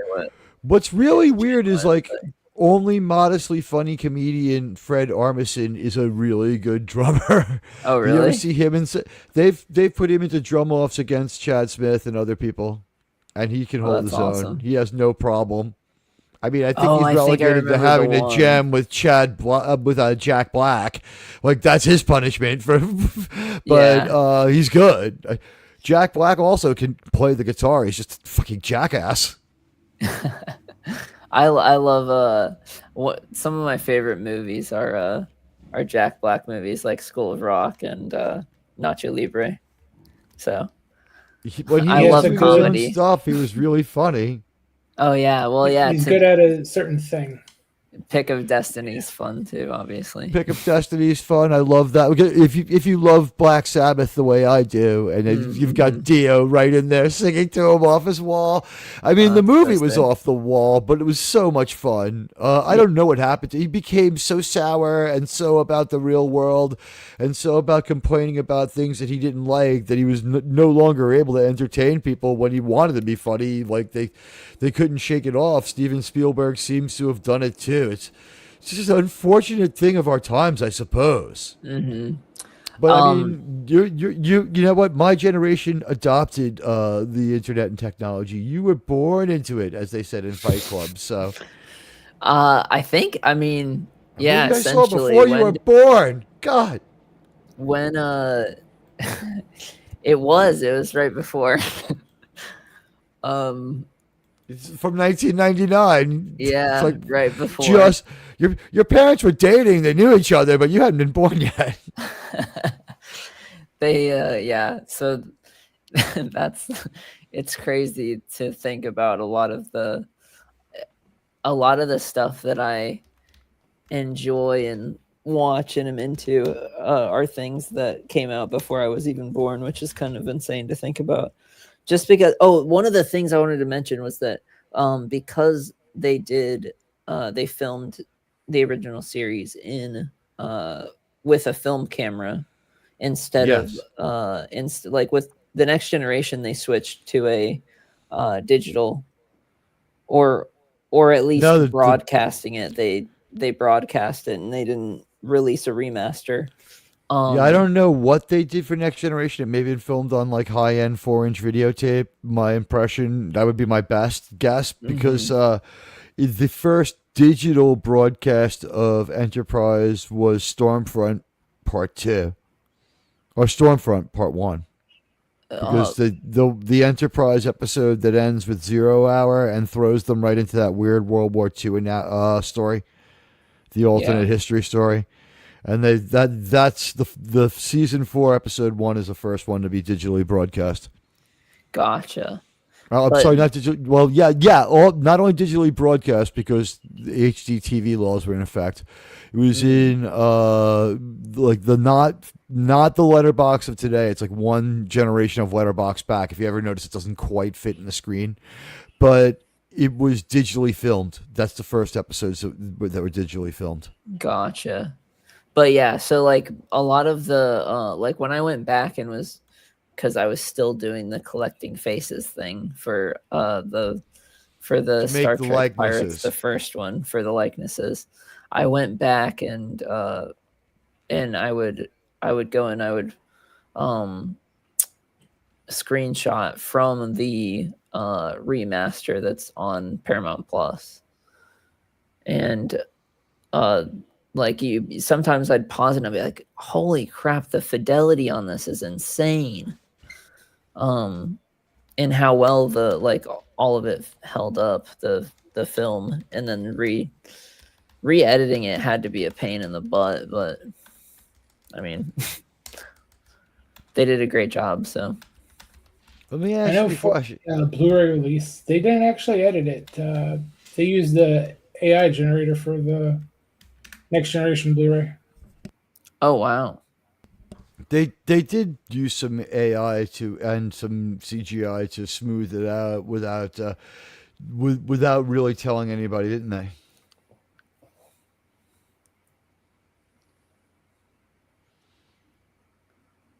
Paramount's has gotten in trouble for a few bad faith video releases, although we point out that those were in the pipeline. You know, I'm looking at data, and everyone else can't really see them the way we can, but if you really look, like his epaulets are like they're like, you can see all the threading. Like, you're right, like the amount of detail is definitely increased by a lot that you're able to get in there. All right. Yeah, I know, it's crazy. So you've had your idea. You generate your song. You've got the right song. You know it's the one. It's making you laugh or whatever. It's, you know, driving you on its own. Now you write your prompt. How long does that take? Do you have to prompt scene by scene? I mean, you don't just say scene go. by scene. So like if there's specific stuff in the song, I'll go with that. And then if there's like certain characters in the show that interact with each other, I'll try to get those to interact with each other, or include like little jokes within that. Like, one of the things that it says in the latest Star Trek Pirates is that Riker's swinging, and I was like, oh crap, this is gonna look like trash, but it ended up looking fine. where he's swinging from the rope. That's not what I was thought you were gonna say when you said Riker was swinging. Yeah. Because he is basically the designated sex predator on the Enterprise. Yeah. Riker leaps down with his leg up high, swinging through rigging across the sky. I was like, oh boy, this is gonna look like bad, because a lot of the like really intense motion stuff is still like not necessarily right like there. So I try to stray away from anything super complex for the most part, but at the same time, I've been able to pull off some stuff that I was like, there's no way this is gonna work. And then I like prompted, I'm like, well, that was pretty good actually. There he is. So you're generating the visual logo. Or do you have certain visual points that you want to include in the song to base off of that first? Yeah, exactly. So like when so like a lot of it is whether if it says they're doing something in the song, I try to match what they're doing in the lyrics, in the visuals, but it doesn't, always match 100%. But I try to make it as good as I can with the abilities that there are there. And it's gotten better recently with the ability to, with how just the advancements in the AI video generation and image generation, for me to actually be able to do a lot of this stuff. But like super crazy motion still is kind of off. In your head, which one's coming first? Are you picturing the video first, or are you writing the song in your head first? Song first, then if there's specific like meme templates, then I'll try to get those in there. But for most of it, it's song, then image, then video, and from the imagery. Let me ask you a question. Has there ever been an idea that like just couldn't get the song to work? There's so not necessarily exactly the visuals not working out, but I have a couple of songs that I couldn't get the songs to sound like, I couldn't get the songs to be as good as I wanted them to be while including everything. Like I tried for like a few days on a Back to the Future song that was Redneck Back to the Future. And there's an urban possibility for that called Crack to the Future, where like Mr. Fusion works off crack. I'm just saying. We're pretty close. We're pretty close to Redneck Back to the Future already. Just off of the baseline. Yeah, exactly. Redneck Back to the Future is outside our homes every day.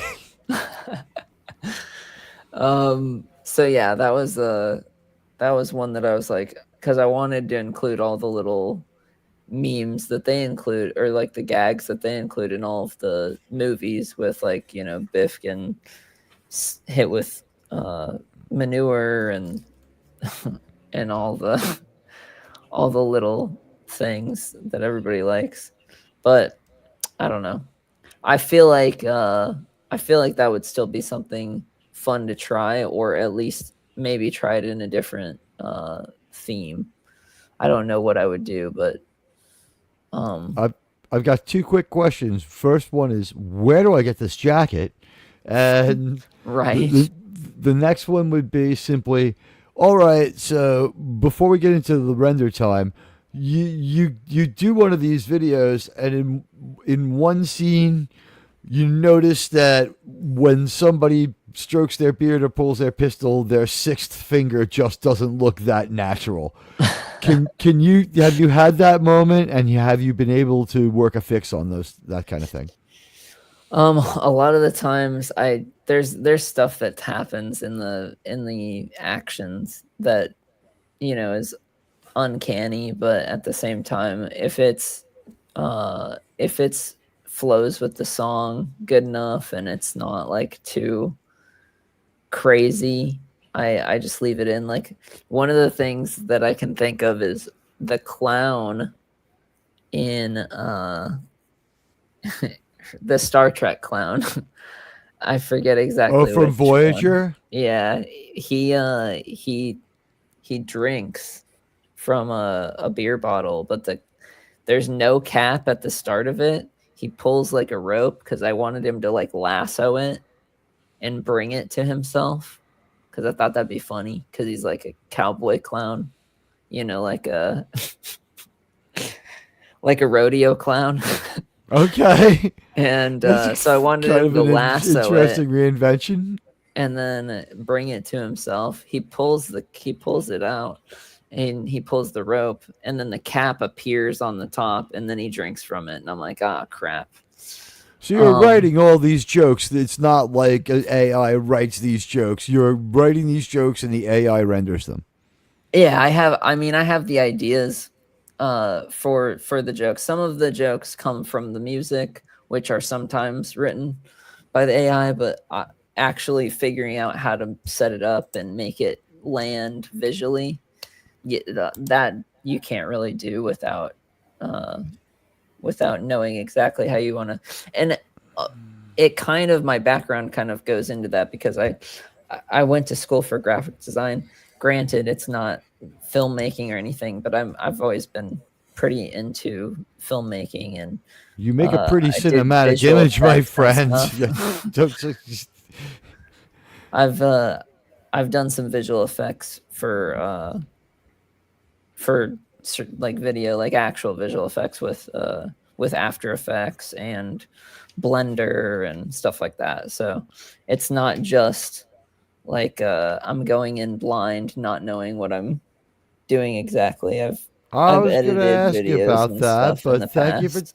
Yeah, okay, so you've worked in this field a little bit already. A little You've bit, been not hired in this field. necessarily. I haven't necessarily been. I've been hired, kind of, but not really. It's weird. I more like for like advertising for stuff. So it's like more like That commercial counts. stuff. But yeah, That counts. Congratulations. This is great stuff, and it's clear that you know what you're doing. It has a very professional polish. And yeah, people were just commenting that the Star Trek clown was Michael McKean. That was one weird Voyager episode. It was good. it You didn't was think that very they were going to weird. be able to make the episode be quite that good, but it was weird. Jeremy, do you remember the name of that one? I believe it was the Thrall. Someone in chat said that. Yeah. It was Yeah, so it's a weird weird. one. And then like I also included the twins that the like twin sisters or whatever. from Ursula there. and Bator. Yeah. Oh wait, from from TNG. um Or are you talking No, about no, the no. specific I episode of believe Voyager? Voyager. yeah, I Yeah, think it's okay. Voyager. They Took me a minute on that one. but they're like only in the holodeck mostly, and they play like the they play in like the holodeck episode that's I forgot what it was. Captain Proton. Yeah. I love when they do Captain Proton. Those tend to be some of the best Voyager episodes. Yeah, that people love them. That's why I included them. And then everybody's like, "Oh my god, is that?" And I'm like, "Yeah, it is." People love Captain Proton. I think it brought something to that show that was just a little too. The show was not able to cover the dramatic territory that was like the Next Generation's forte, and episodes like Tuvok just showed it. I'm sorry, like Tuvix just showed it. The Tuvix episode was just like they we love the video. We've always got it. Anyone see that this is wrong? And no one thought it was wrong, even though Tuvix was right. And it was just like, it was kind of a messed up Star Trek story because like Captain Kirk probably would have beamed away Tuvix, but gotten back Tuvix, Tuvok, and Neelix. Mm-hmm.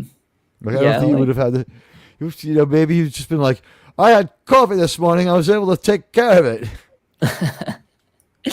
Exactly. Like, yeah, no, the Tuvix situation is that one's funny because I tried to make it to where that was clear that like it was Tuvix, and then I had like some sort of explosion happen, and then they're separated in the redneck one I did of that. I thought that was I think I got the point across, but I don't know. I thought it was funny.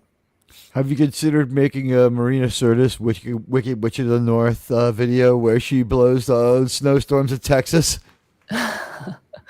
I haven't thought of that, but that's a great suggestion. That's right. This is like the and like she sends them with her phone. Like you see her hitting the Twitter app and saying like cruel things and like or Tim Russ Career Destroyer, where he just like wakes up one day and tweets away his entire viability as an actor with some of those terrible comments. Oh man. I'm not asking you to jump out politically. You don't have to take sides or anything Yeah. like that. But isn't it amazing to you how many of these Star Trek actors have said untoward things? You don't have to call it any more than that. They all sort of lean one direction, so it's funny that way, and a lot of them have jumped ship from X and gone to Blue Sky. I wish Tim Russ would. They're but it's fine. I mean, they all have Crusher has nice assets. Yeah, no kidding. Yeah, you know what? Like she's dressed to hang out with her ghost boyfriend from the 16th century. The but yeah, no, they're entitled to their opinions just like everybody, so it's not that crazy, but it is funny with the that people that are so ordinary aside from what job they have so much influence, it feels, on, I mean, not that they have so much influence, but they have a following that's insane to think about just from playing a character. And until Tim Russ got his new track contract, he was kind of fun, and he only had a little bit of TDS.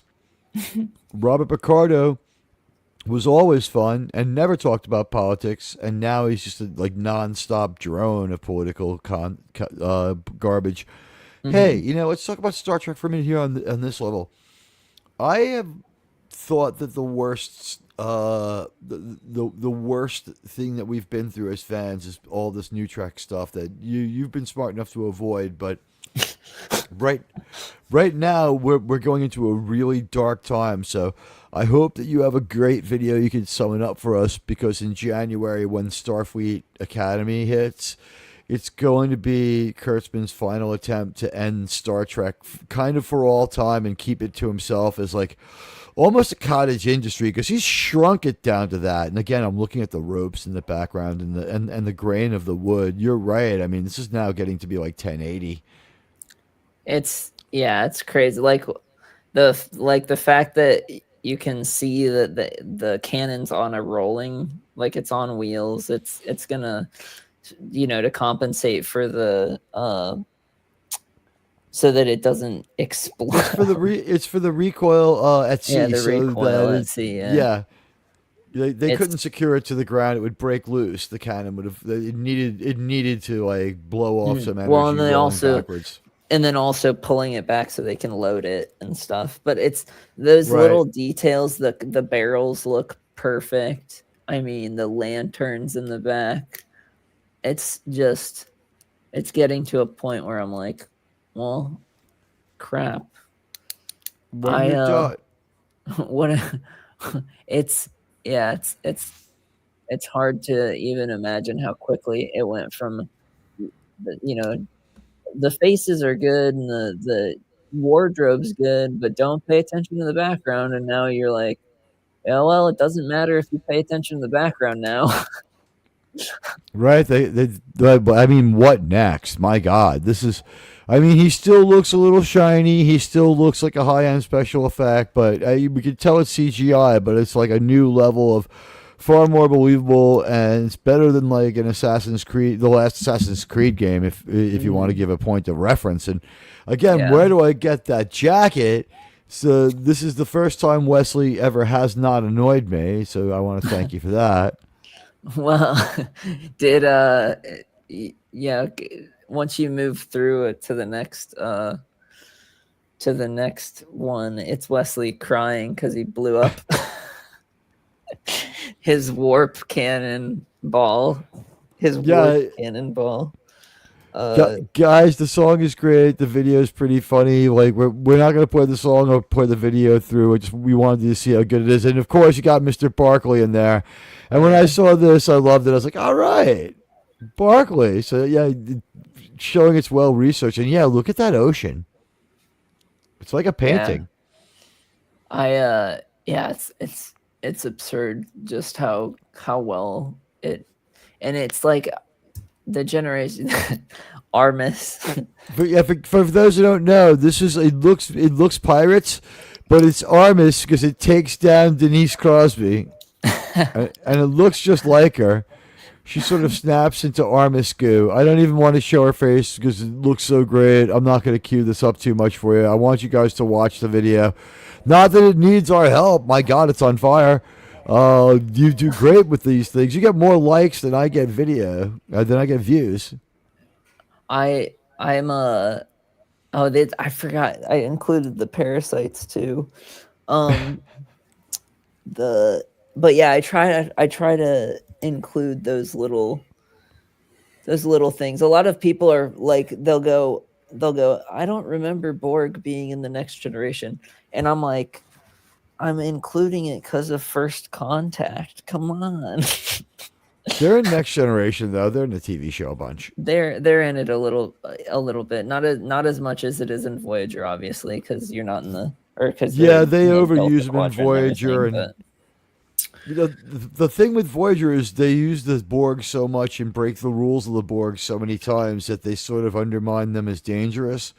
Then they kind of don't really work as a threat. In Star Trek First Contact's good enough, but like that's the last time anyone felt like they were menacing. You know what I mean? Then like all through Voyager, people were like, whatever.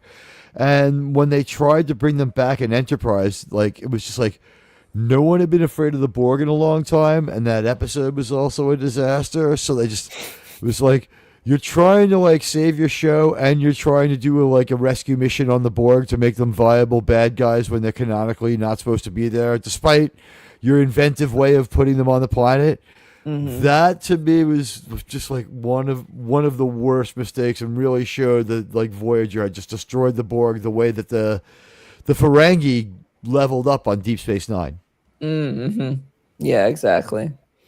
I didn't include any Ferengi in this one, or I didn't really even include any Romulans. I did kind of include, or I tried to make it like it was really, really subtle, but I have one of the ships go underwater at the end, and that was supposed to be like the ship's disappearing. Oh, cloaking? The cloaking, yeah. So that was kind of what that was for, but that's what this is. Yeah. I thought it was a Pirates reference. I mean, when they fall on that big whirlpool at the edge.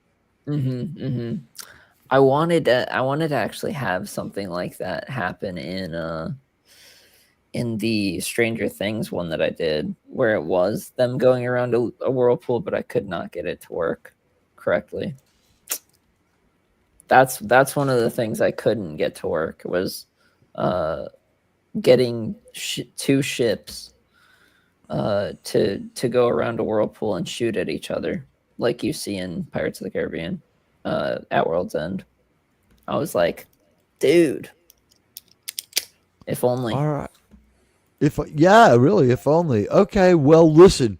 It's been an awesome talk, and I want to thank everybody for a wild year in 2025. I want to thank everybody who's part of the channel and all subs. I think I'm going to show up tomorrow and hang out for a while.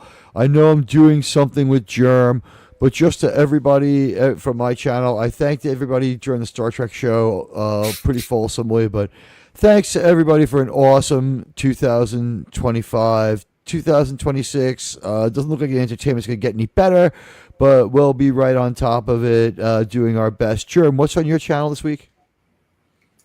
We have the New Year's Eve rolling watch party, or not watch party, just rolling stream, starting Eastern time, going all the way through Pacific time. And that will include me at 8 o'clock Eastern? 8 o'clock Pacific time. 5 o'clock Eastern. So I'll be on 5 actually o'clock whenever Eastern you tomorrow. whenever you want to start. Oh, wait. So one segment will be on my show? Yeah, one segment will be on yours. Central time will be with Gorilla, and then Pacific time will be with me and Dan. Do I start this? Yeah. I'll set it up. We just hang off all the streams off of that. DM me. Okay, what's next on your channel? You told everyone, but say it one more time for our audience. I know you told us, but Redneck Lord of the Rings. It's gonna be a Lord of the Rings blast. coming. How long? Last question. I never got to ask you. Once you hit render, like how long does a like some of these 4 to 7 minutes videos take? It's actually not as much as you'd think, because it's 90 minutes. taking video that has already been rendered. Or if you're talking about how long does it take for each one of the clips and adding that up, I haven't really done that, but some of them take like 30 seconds to a minute for each one, and that you times by a lot, because a lot of them I'm not using at all that I generate. But in terms of like when I click render on Premiere Pro, that once I get it all set up in there, it literally only takes like a minute or less, because thank you, Sean Carter. Thank you, Sean. Stop by my store and grab a t-shirt. But actually generating the clips takes a while. Okay. I wanted to say who was it? Read by Nature said next video is the East Ferengi Trading Company. that's a good idea for I'm gonna include that for the Ferengis.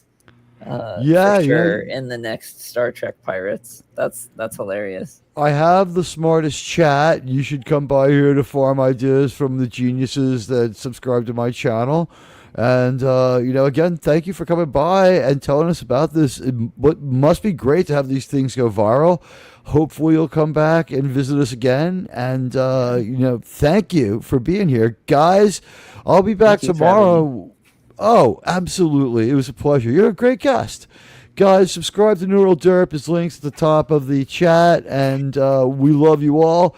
I'm Admiral Teag. Subscribe to my channel if you haven't. Hit the like and follow. Turn on the notification bell. We have a little problem with that. Just a little bit of a problem with the notification bell.